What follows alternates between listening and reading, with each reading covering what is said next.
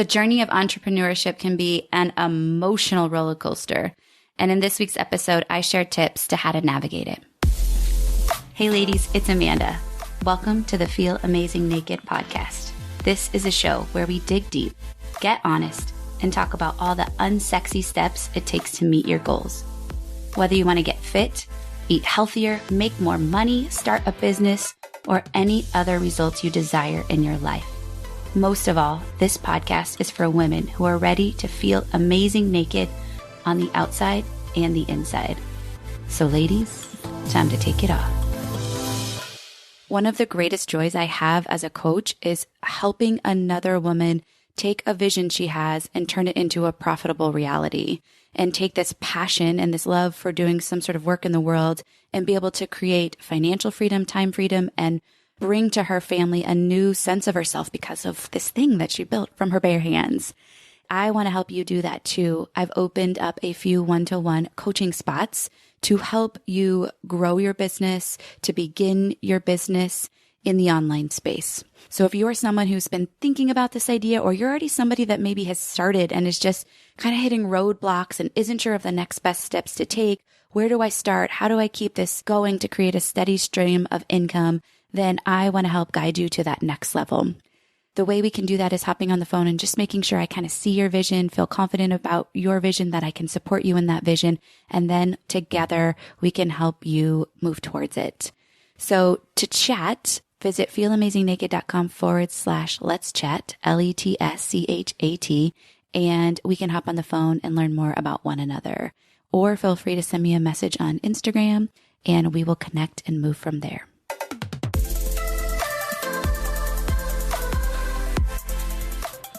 Welcome, ladies, to today's episode. And I just thinking back to my own journey. And again, had you told me when I was a teacher in my 30s that I would be sitting in my office recording a podcast episode talking about areas that I've struggled and I see my clients struggled, like I wouldn't even think that that was real life. While the journey to get here has been uber fun and amazing and has helped me grow as a woman and has done so many beneficial things for me, entrepreneurship is not easy, right? There are benefits and consequences to the journey and lifestyle choices when you choose to work for someone else. And then there are benefits and consequences and lifestyle differences when you choose to work for yourself.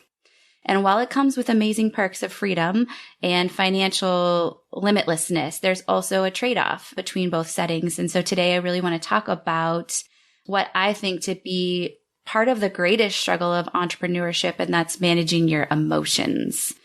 I will hear from clients time after time experiences that they go through that take them into these new lows that they've never experienced, and also take them into these highs that are just so sweet. The lows flat out suck. The highs are so sweet. But I kind of compare it to a conversation I had with my son. He runs track and he also plays football. And we recently had a discussion of he's like, Mom, track though, I don't know. It's so challenging. It's so hard. And I said, well, what about it makes it hard specifically? And he said, well, it's just my belly gets so nervous before the meets. I said, well, would it be more fun without the meets? And he's like, yeah, I think so. I said, so you want to practice and never get in the game? And he's like, well, no, I want to race. He said, but all eyes are on me. It's only me. If I fail or if I succeed, then there's no teammates. And I was like, yeah, you can't point the blame anywhere else. It's the ultimate form of self-ownership, right? It's the ultimate form of responsibility. And said, so if you go out there and you don't win, what does that mean? He's like, well, if I beat my time, then it doesn't mean anything. I was like, all right, well, don't make it mean anything. When you go out there, you run your hardest, and sometimes you're going to beat your time and sometimes you're not, because there inevitably will be a time where you don't beat your time, buddy. And he said, you think? And I said, yeah, I know. And you get to decide, are you going to let it take you into the lows, or are you just going to collect the data, right? And take ownership for how you want to do it different. And so today's episode, I'm going to just share tips on how to manage emotions along this journey of entrepreneurship. And while I know not all of you listening are entrepreneurs, I also just want to share that emotional management transcends entrepreneurship. It's just life in general. And if you've taken away one theme from listening, there's a whole lot of discussion around emotional management. And so I'm also going to talk about how this fits into life. And I'm going to share a little bit on my perspective around problem solving that applies to not only business and also life. But this is an area where I coach often, is not necessarily even on business strategy. It's managing the emotions of what happens and if we put something out there and it perceives to flop, or where there's so much on your to-do list, you don't know what to do, you stay stagnant. Or if you have a bad session with a client and you don't know what to do, right? These are all examples of when emotional management becomes super relative to the conversation. Today, I want to give you some tips on how to look at that, how to pause for a moment and understand what those emotions are trying to communicate to you as you go through your journey. So first thing that I want to talk about is just like self-awareness. The interesting thing is that there is a disconnect for many business owners that the reason they're not having success is based on strategy. But one of my favorite quotes, and off the top of my head, I cannot remember who said it. I don't want to take credit for it, but your personal problems are your business problems. So if you're not deep diving into yourself as a human, then you're going to find that you come up against those same flaws, those same struggles, those same patterns, those same limiting decisions inside of your business. And so one of the greatest reasons I find that clients struggle with emotional management is they're not doing the personal work. They are not spending time cultivating habits every day to go inside, to look at themselves, to explore their thinking, to look at their feelings, to look at how they're taking action. And when you decide and you realize that those personal problems are the greatest source of prospective income, then that is an amazing opportunity, right? Personal development is directly correlated to your own growth or to your own success as a human. Your own success in business, your revenue. So what I'm trying to say, which was really convoluted, is there's a positive correlation between working on yourself and making more money. Whether it's money mindset, whether it's navigating emotions with yourself and your quote unquote failures, whether it's navigating emotions with your family, whether it's navigating, the rhythm between work and life, all of it is freaking relevant to your business. What happens though is we compartmentalize so much of it. We compartmentalize and we say, oh, business is over here, family's over here, myself is over here, and we treat them as separate entities, right? That's why I talk so much about grounding day, because that's the strategy entrepreneurs and myself and other even non-entrepreneurs can use to collectively bring all of the pieces together. So you're no longer saying these are separate buckets in my life. But when it comes to navigating emotions, first, self-awareness is everything. That personally growing yourself is going to be the key to longevity in your business and the key to sustainable success. So a couple self-reflective questions that I think are really important when it comes to managing our emotions.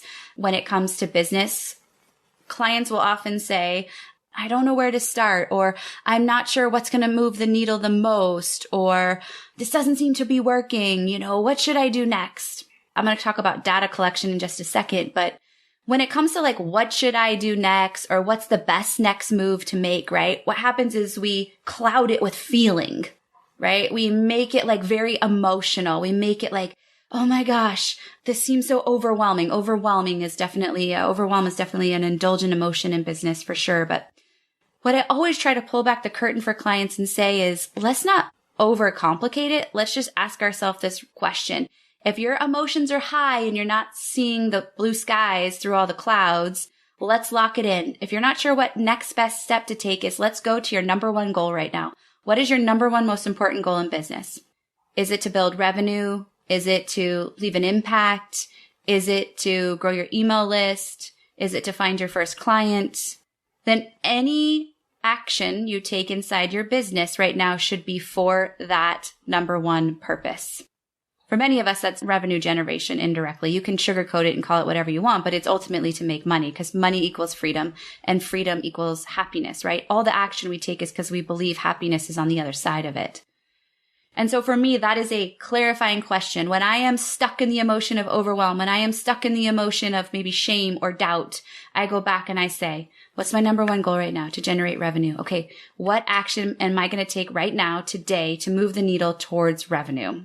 And that just clears the clouds out of the way. The other thing that helps when emotions are really bubbling up for us and we're not sure what best next step to take is this. Is it a hell yes or is it a hell no? Right? Let your intuition call to you. Let your intuition speak to you. And if you are having opportunities or you're seeing like shiny objects out there and you're seeing other people have success, first off, close them off, get them out of the way, and then ask yourself, does that strategy or that step feel like a hell yes to me? And if it does, then it could potentially be one of the best next steps. If it, again, correlates to the last thing I said, your number one goal currently. Which then leads me to the next part that I think that we often overlook. We allow emotions to cloud our decision making and we become highly emotional in business instead of data driven. And while it's important to acknowledge our emotions, I don't want to say that like I want you to know your thinking, see your feeling, and see how that feeling is driving action. However, sometimes the feelings we experience in business are based off of stories we're telling ourselves. So let me give an example. You put out a really great post. I'm just going to use social media. You put out a post and then nobody clicks anything. Nobody comments. Nobody likes it. And so you're like, it's not working. Oh my gosh, I did something wrong. This isn't working. You do it for a couple days. And you're like, this isn't working. Or you host a webinar and only one person attends. And right away you're like, no, only one person attended. This isn't working. So this is the story playing out in our mind that amps up some of these lower energy vibrations, lower energy feelings. And then we go out and make decisions. We're like, this isn't working, so I'm going to do this thing inside of Instagram, or I'm going to rename it and I'm going to do this. Instead of just pump the brakes, let's look at the metrics. Let's look at the KPIs, as they're called, key performance indicators. Let's look at the data and the metrics. And I sharing the episode just around Instagram and why it's not social media, it shouldn't be our only strategy, is there are very few clients that I've ever served that actually interacted with me on social media. They consumed it. They're lurkers. They're passive consumers of the content. However, they're not like, Amanda, your work's speaking to me. Can we talk? They're behind the scenes consuming, and when they're ready, they are taking action, right? Or the webinar. If one person attends and one person converts, that's 100% conversion rate. That's actually freaking amazing. So what often happens is we're basing our actions inside of our business off emotion, and we're not basing it off data. If we're looking at our landing page and the landing page or sales page has 12 views, 6 people booked a call and 50% of them converted, that's freaking amazing. The answer isn't that you're doing something wrong. The answer is you need more traffic to the page because actually what you're doing is really fantastic. So the focus then is on traffic. If it would have been the other way and we saw 100 views, only 20 people signed up and attended your webinar and 1 converted, then I would be like, ooh, what's happening in the webinar? Right? From my perspective, this is where I think that it becomes really important to look at. Like if there's a problem actually happening in our business, then it presupposes that we're taking action. It presupposes that we're moving the needle. And this is where that reframe and that growth mindset opportunity comes in heavy, is looking at, oh, a problem is an opportunity to better myself. A problem means that I can create a solution, and that is empowering. It's kind of like the analogy that comes to mind. You know, it's spring and we had a bout of rain, and the bout of rain then, of course, creates all these weeds that pop up, and all these weeds mean, guess what? My butt and my kids' butts have to go outside to pick them because we have like a lot of desert landscaping. And if we're not out there quickly, the weeds will just like grow out of control crazily. I talked about this during Confidence Week too. So my son says, I actually want to do all this. I want to go out. I want to pick the weeds. And I want to earn some extra cash. I said, okay, well, part of this is we just do this to take care of the family. Anything above this, then I'm going to pay you some cents per weed. And so I go out there and I see that after he started, like the root is still in the ground. He's just like basically taken the shovel and kind of scraped off the top, which was genius to be efficient. But the problem with that is that the root grows back and we have more weeds. We never got to the core of the problem. And this is kind of what I'm talking about when it comes to business management. When we allow our emotions to preside or to be the driver, then we aren't getting to the root of the problem, right? And so that's where I wanted to talk a little bit more about problem solving today. With the weeds, you can trim away the surface, but the core is going to keep bubbling up. And if the core is that you let your emotions dictate without data, then we're going to have a struggle. You're going to be missing out, honestly, on possibly a landmine of opportunity to increase your revenue, increase your clients, increase your impact if you're not actually getting to the root. And so let's talk a little bit about problem solving. This can be applied to our life too, because if, again, emotions are leading, then we're not going to solve problems with our kids. We're not going to solve problems with our marriage. We're not going to solve problems inside of, any parts of our life. So I want to share a little bit on just like how I think about problem solving. First off, solving problems is uncomfortable, right? Because it forces you to face your fears potentially. It forces you to face areas where you may have perceived failure. It forces you to get gritty with yourself and slow down. And that part is uncomfortable, right, from the beginning. But like I said, problems mean like it presupposes that you're taking action. And if you have problems, you're only going to get better at your business because then you're going to develop a new skill set to have. So when I look at this inside of business, first is like, what does the data and the metrics say? Just like I gave the example. If you have a sales page and it has 100 views and only one person has converted, that's actually not that bad of data, right? It's like under 3%, but that slightly is okay, right? But it's like, what's the industry average? It's like weight loss. When girls tell me I want to lose 10 pounds in a month, I'm like, holy hell, where is that coming from? Oh, well, that's just what I think is great weight loss goal. No, how much should we be losing at a healthy rate? About 1 pound per week. So that means 4 pounds is a reasonable goal. So I often see inside of entrepreneurship, we're comparing ourselves to people that have been doing this much longer. And we're like, oh, they're 100 people that sign up for their workshop, 100% are converting or 50% are converting. That's not the case. It's a numbers game, truthfully. So the question is, get to the root, collect the data. In your marriage, collect the data. Then once we have the data, the next best step to take in problem solving is create the solution to where you are right now, to the best of your possible ability. You could do it a million other fancy ways for somebody that looks far ahead of you, and also you're not there. So it's okay to develop an answer and solution that is best for you. So a note about just thinking about like how to fix the problem in your life too. We have an affinity to choose a solution first that's easy. It's like inside our comfort zone. And so when we see a problem in our business, we're like first emotional about it. And when we're able to like fire that, put that fire out a little bit, then we're able to be like, okay, what's the solution? Here's what I've learned is that like my solution is definitely like the thing that comes easiest to me.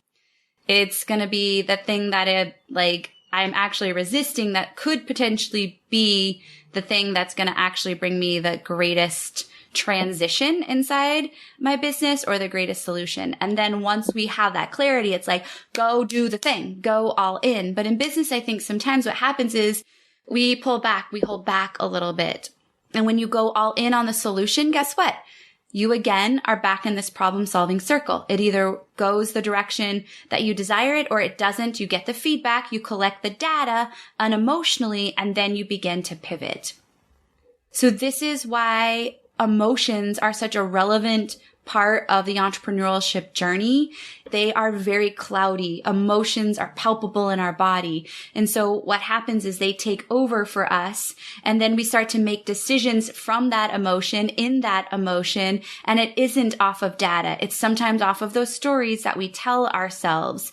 And so I want to be really clear that being able to develop a skill set and to develop the self-awareness that entrepreneurship is an emotional roller coaster. The highs are so sweet. The lows feel super low. The point though is if we're constantly experiencing that roller coaster, it's freaking exhausting, right? And it actually takes a toll on our hormones. And so what we want to do is develop skills, which I teach my clients all the time. A strong part of coaching is not the strategy, like I mentioned. It's giving them tools to go, whoa, whoa, whoa, pause. Notice that you're in desperation. Notice that you're in shame and you're taking action. Is that how you want to do your business? But when we start to mitigate those, then we stay less stuck because we're not in our emotional stuff as much. And when we stay less stuck, guess what? That means taking more of the right action, the aligned action. And when you take more aligned action, you increase your productivity, which increases your revenue. And you didn't change a whole bunch of strategy. You just changed the way you manage yourself and you manage your emotions. it gives you time back. This is the same in our everyday life.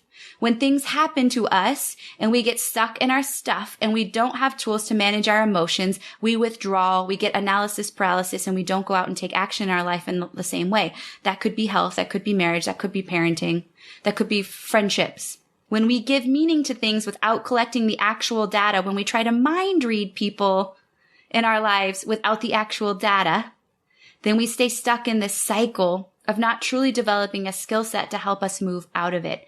This, for me, is the key to entrepreneurial success. Developing emotional intelligence enough, growing myself as a person. And the more that you do that, from my perspective in business, the more possibility you have to generate more revenue. And when you have more revenue, that's ultimately like the happiness you're seeking, that financial freedom, that power that you feel by being able to be in control of your own destiny, your own dreams. And if you love this episode, I would love for you to subscribe to the podcast on whatever favorite podcasting app you have. That way you will be sure to get the newest episodes delivered to you for free as soon as they come out.